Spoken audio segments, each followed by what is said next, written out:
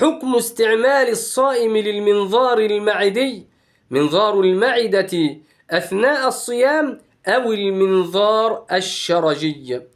المنظار المعدي له حالتان لا ثالث لهما عند إدخاله إلى المعدة. الحالة الأولى إدخال المنظار من جهة البلعوم للكشف عن جدار المعدة إذا كان جافا لا رطوبة معه ولا دواء، وكان طرفه في المعدة والطرف الآخر خارج الفم، ففي هذه الحالة لا يفطر الصائم.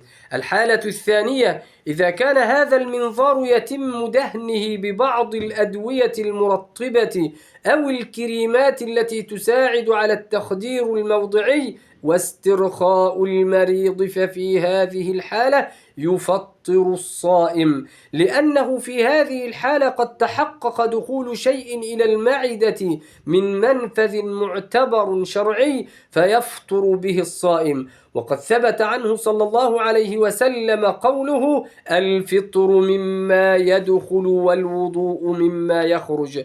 وأما المنظار الشرجي وهو ما يتم إدخاله من فتحة الشرج إلى المعدة، فإنه ينطبق عليه تفصيل وحكم المنظار المعدي من الفم. إذا كان جافا لا شيء عليه من كريمات وأدوية التخدير الموضعي فإنه لا يفطر. أما إذا كان رطبا وبه بعض الكريمات والدهانات الموضعية التي تساعد على الاسترخاء والتسكين فإنه يفطر لتحقق الدخول إلى المعدة. هذا وبالله الهداية والتوفيق.